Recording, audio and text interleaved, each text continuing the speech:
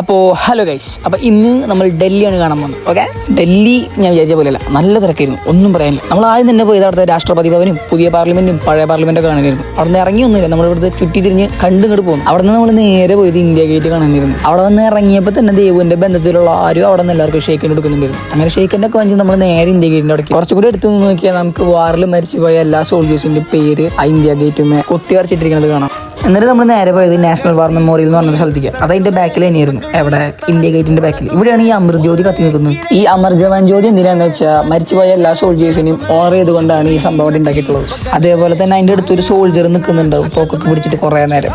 അങ്ങനെ ഇന്ത്യ ഗേറ്റൊക്കെ കണ്ട് നമ്മൾ നേരെ ഇറങ്ങിയത് രാജ്ഘട്ടിലേക്കായിരുന്നു, മഹാത്മാഗാന്ധിയുടെ മെമ്മോറിയലൊക്കെ കാണാനായിട്ട്. അതൊക്കെ കണ്ട് നമ്മൾ നേരെ റെഡ് ഫോർട്ടിലേക്ക്. അപ്പോൾ ഈ കാണാണ് റെഡ് ഫോർട്ട്. ഞാനിത് 500 നോട്ടുമ്പിലാണ് കണ്ടിട്ടുള്ളത്, അതായിട്ട് നേരിട്ട് കാണും. അങ്ങനെ റെഡ് ഫോർട്ടൊക്കെ നമ്മൾ പുറത്ത് നിന്ന് കണ്ട് നേരെ ജുമാ മസ്ജിദിലേക്ക് പോയി. ജുമാ മസ്ജിദ് ഈ പറഞ്ഞ മാതിരി എന്താ പറയുക, പുറത്തുനിന്ന് നല്ല രസം ഉണ്ടായിരുന്നു, ഉള്ളിലൊന്നും പ്രത്യേകിച്ച് അങ്ങനെ അധികം ഒന്നും ഉണ്ടായിരുന്നില്ല. പിന്നെ ഇതിൻ്റെ ഉള്ളിലേക്ക് നമുക്ക് ട്രൗസർ ഇട്ട് കിടക്കാൻ പാടില്ല. അപ്പോൾ നമ്മൾ മിത്തൊട്ടീനെ നേരെ മിസ്സിന്റെ ഷാള കുടിപ്പിച്ച് ബെല്ലാരിയൊക്കെ ഉള്ളിൽ കിടത്തി. അവിടെ നിന്ന് നമ്മൾ നേരെ പോയത് ഷോപ്പിങ്ങിനായിരുന്നു, സരോജിനി മാർക്കറ്റിലേക്ക്. നമ്മുടെ കയ്യിൽ ഒരുപാട് സമയം ഉണ്ടെങ്കിൽ നമുക്ക് ഒരുപാട് സാധനങ്ങൾ അവിടെ നിന്ന് വാരിക്കൊണ്ട് പോകാം, പൈസ ഉണ്ടാവണം. പിന്നെ ഈ പറഞ്ഞ മാതിരി ഞങ്ങളിലാണെങ്കിൽ തീരെ സമയം കുറവായിരുന്നു. അപ്പോൾ 2 മണിക്കൂർ കൊണ്ട് ഞങ്ങൾക്ക് അവിടെ നിന്ന് പറ്റാവുന്ന സാധനങ്ങളൊക്കെ വാരിപ്പറക്കി ഞങ്ങൾ എടുത്ത് കൊണ്ടുപോകും. ഇഷ്ടംപോലെ സംഭവങ്ങളുണ്ടായിരുന്നു. ഇതൊക്കെ വാങ്ങാൻ്റെ ഇടയിൽ വില വേശിക്കൊണ്ടിരിക്കുന്നതിൻ്റെ ഇടയിൽ വീഡിയോ എടുക്കാനായിട്ടുള്ള സമയം കിട്ടില്ല. അങ്ങനെ ഷോപ്പിങ്ങും പരിപാടികളൊക്കെ കഴിച്ച് നമ്മൾ നേരെ അവിടെ നമ്മുടെ ഹോട്ടലിലേക്ക് പോയി. അവിടെ ഒരു നീല വെളിച്ചത്തിൽ നിന്ന് നമ്മൾ നല്ല ചിക്കൻ ബിരിയാണി അച്ചാറൊക്കെ കഴിച്ച് അന്നത്തെ ദിവസം നമ്മൾ അങ്ങനെ തീർത്തു. അപ്പോൾ ബാക്കി അടുത്തതിൽ. അപ്പോൾ ഓക്കെ, ബൈ.